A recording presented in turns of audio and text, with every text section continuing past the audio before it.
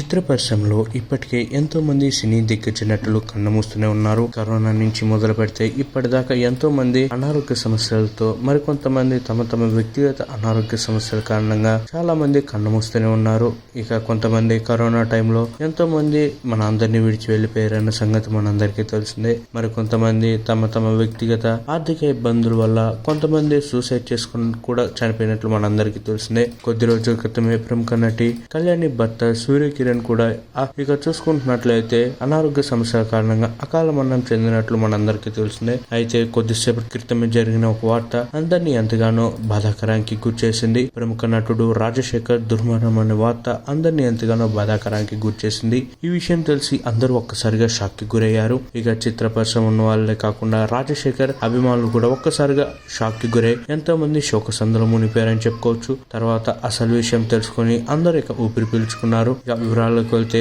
ప్రముఖ నటుడు రాజశేఖర్ మృతి అనగానే అందరూ మనందరికీ ఎంతగానో సుపరిచితులైన యాంగ్రీ యంగ్ మ్యాన్ రాజశేఖర్ అనుకున్నారు. కానీ తర్వాత అసలు విషయం తెలుసుకుని అందరూ కాస్త ఊపిరి పీల్చుకున్నారు. ఇక కొద్దిసేపటి క్రితమే మృతి చెందింది మన అందరికీ ఎంతో సుపరిచితుడైన యాంగ్రీ యంగ్ మ్యాన్ రాజశేఖర్ కాదట. ప్రముఖ నటుడు. అలాగే చూసుకున్నట్లయితే తమిళ సినీ ఇండస్ట్రీలో దర్శకుడిగా చేసిన ప్రముఖ నటుడు రాజశేఖర్ గత కొంతకాలంగా అనారోగ్య కారణంగా ఇక చూసుకున్నట్లయితే ఆయన హాస్పిటల్లో చికిత్స పొందుతూ కొద్దిసేపటి క్రితమే ఆయన తుది శ్వాస విడిచారు. ఆయన వయసు కేవలం 62 సంవత్సరాలు మాత్రమే. చెన్నైలోని వలసరవక్కంలో నివాసం ఉంటున్న రాజశేఖర్ ఇటీవల తీవ్ర అస్వస్థ కారణంగా స్థానిక రామచంద్ర హాస్పిటల్లో చేరారు. అక్కడే చికిత్స పొందుతూ ఈ రోజు ఉదయం ఆయన తుది శ్వాస విడిచారు. ఇది ఏమైనా ఈ రోజు సాయంత్రం అంత్యక్రియలు జరగనున్నాయి. ఆయన మరణవార్త విన్న పలువురు సినీ ప్రముఖులు సంతాపం ప్రకటించారు.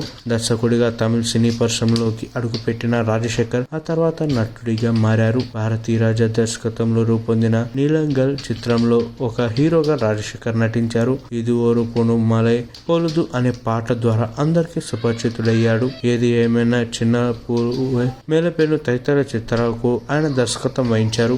ఏది ఏమైనా ఇక చూసుకుంటున్నట్లయితే చిత్ర పరిశ్రమ ఎంతో మంది సినీ దిగ్గజ నటులను కోల్పోతుంది. తెలుగు ఇండస్ట్రీకి చెందిన ఎంతో మంది నటీనటులు అకాల మరణం అందరినీ ఎంతగానో బాధాకరానికి గురిచేస్తుందని చెప్పుకోవచ్చు. ఇప్పుడు రాజశేఖర్ మరణం అందరినీ ఎంతగానో తీరకి లోటుగా మారిందని చెప్పుకోవచ్చు. ఆయన ఆత్మకి శాంతి చేకూరాలని ఎంతో మంది సోషల్ మీడియా వేదిక ద్వారా ఆయనకి సంతాపాన్ని తెలియజేస్తున్నారు.